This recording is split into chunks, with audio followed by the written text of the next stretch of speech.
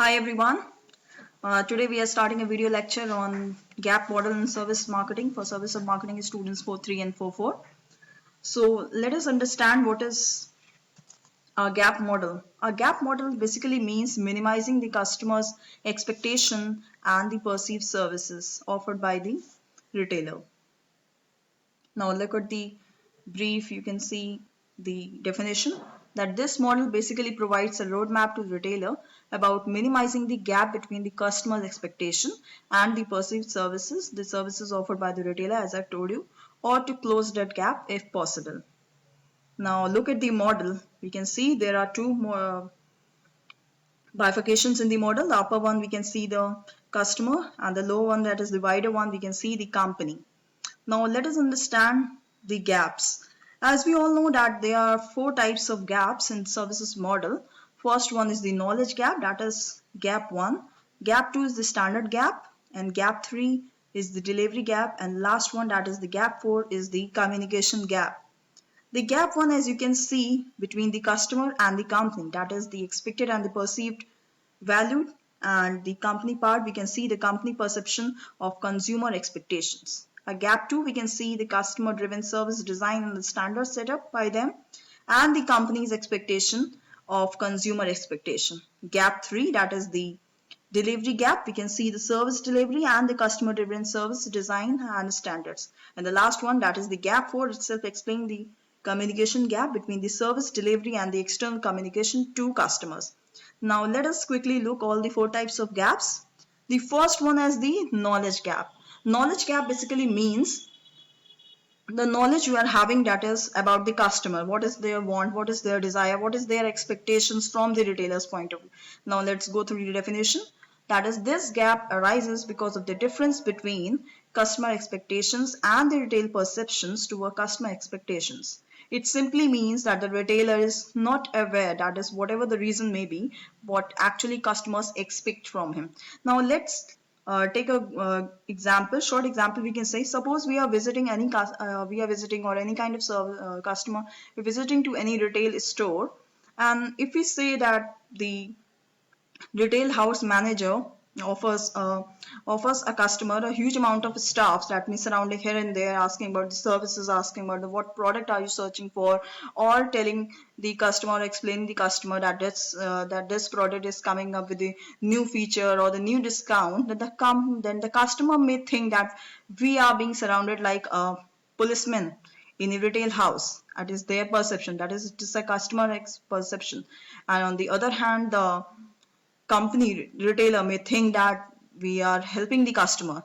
So it is different customer. That means the company should understand the expectation of the customer. That means if the customer feels it's good, the help he needed in searching the product or the discount and availing, he can visit the store again. But if he feels that it is being compact or being very much bored with the explanation from the staffs, it will definitely not going to visit the retail store again. So we have to finish this gap, that is the knowledge gap. The retailer should be well understand the expectations of the customers. Now moving to the second gap, which is your standard gap. Now let's take a good example of a standard gap, which I can explain you better.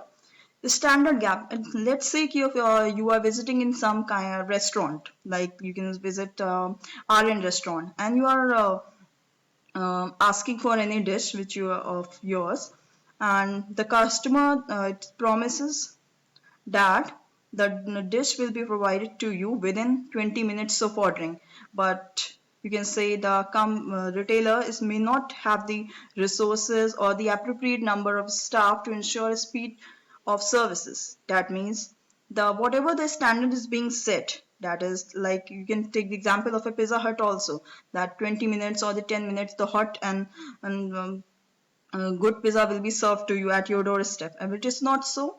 That means you are not matching the standard. That is, this gap arises because of the difference between the retailer's perception of customers' expectation and the customer service expectations it sets.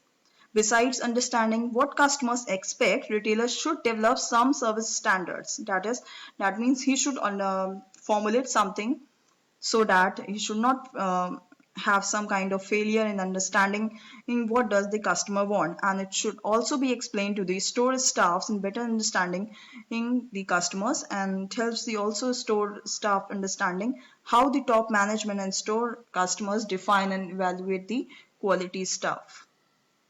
Now in the next one we can deal with the service delivery gap.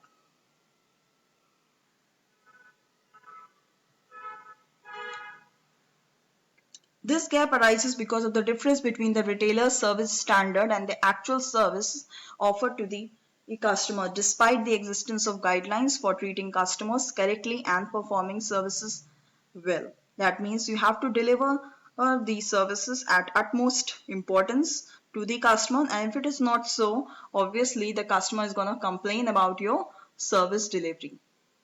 And the last one is the communication gap.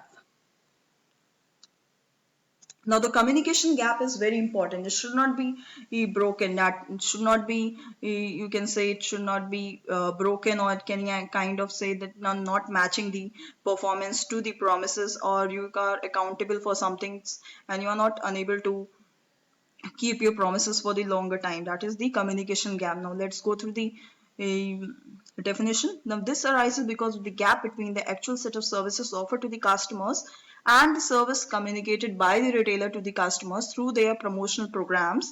Promotional programs, there are many, like you can say the advertising modes, different advertising modes, door-to-door selling, discounts, you can say the coupons or the freebies, many things are there.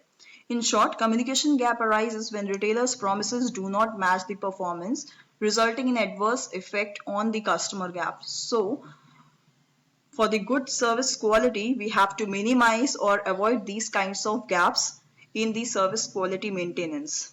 Now, let's go quickly insights of all the 4 gap models. First one is the knowledge gap. That means it means not knowing what customers expect, and we should know what is the customer's expectation.